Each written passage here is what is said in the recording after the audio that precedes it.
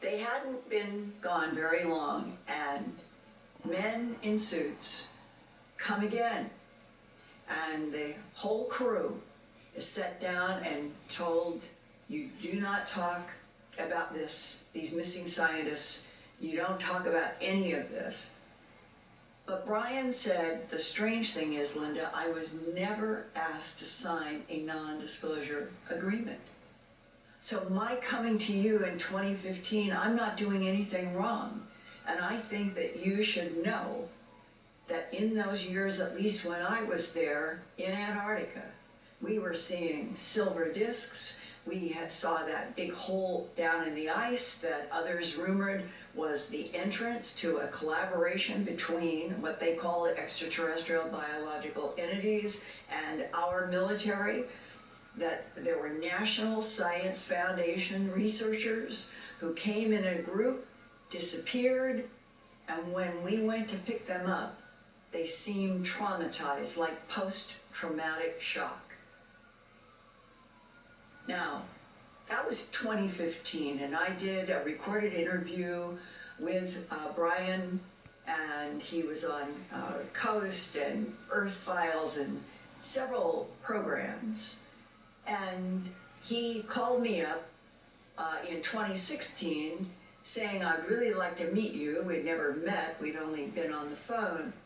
And he said, you're going to be speaking at the Contact Conference in Joshua Tree in California. I have a nephew in California who would like to meet and talk with you, and so let's meet at Contact. And the agreement was that on the very first night, on Thursday in the summer of 2016, that we would go to dinner. And we ended up in a very noisy Mexican restaurant, lots of tile.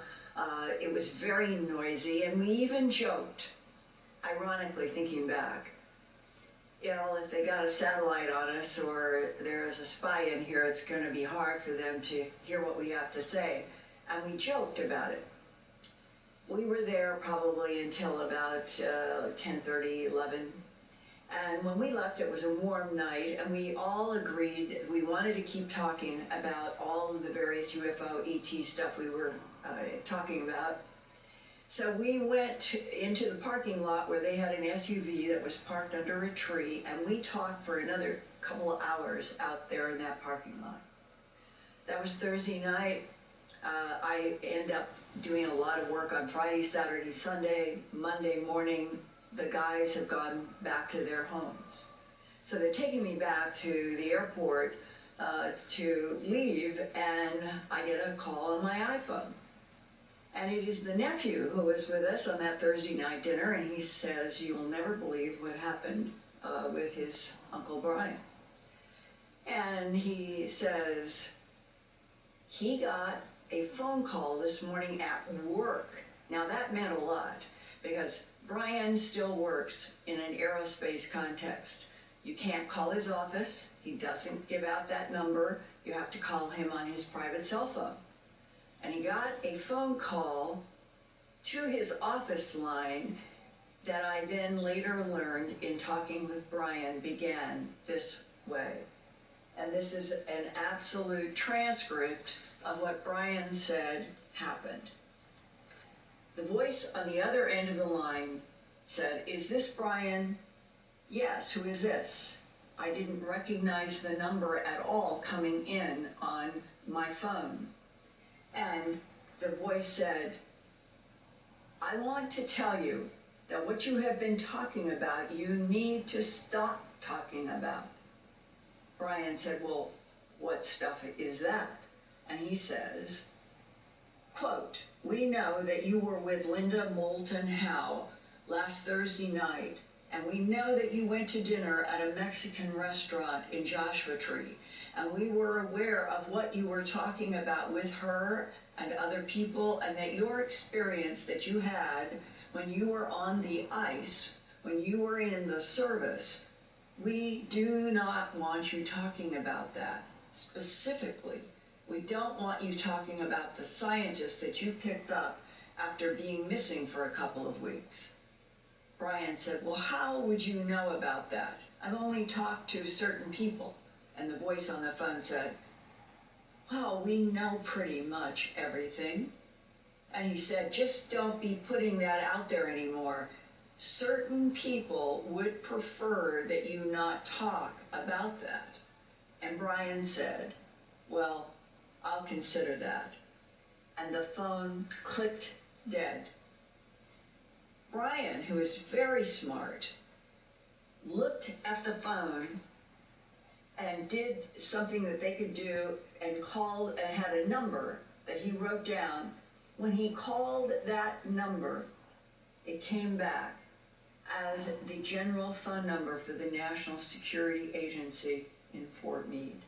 That meant, if you just put it all together, that an event in 1995 to 1997, a series of events which included the disappearing National Science Foundation scientists, by 2016 was still so sensitive that somebody in an intelligence agency in Washington, such as the National Security Agency, would go to the trouble to somehow connect into what was supposed to be a private aerospace office number for Brian S., give a warning based on having monitored us.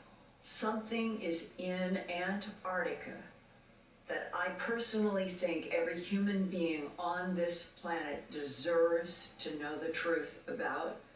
And as much as I can report, as many whistleblowers who will come to me and tell me their firsthand experiences, the more I hope that I can share. We should not be on planet Earth with aliens down in Antarctica collaborating with our government, and then having that same government threaten the reporters who are supposed to be protected by the First Amendment of the United States Constitution. Something is wrong, and that's part of what I'm trying to find out in my work. If any of this is true, if one case is true, this is a game changer. This is a situation where the skeptics have to be right every day, whether it's UFOs, alien abductions, hybridization program, aliens among us, whatever. The skeptics have to be right every day. The believers only have to be right once. And not only does the world change, but the world has changed. The world is a fundamentally different place than we believe it to be because of things happening that are currently hidden to us.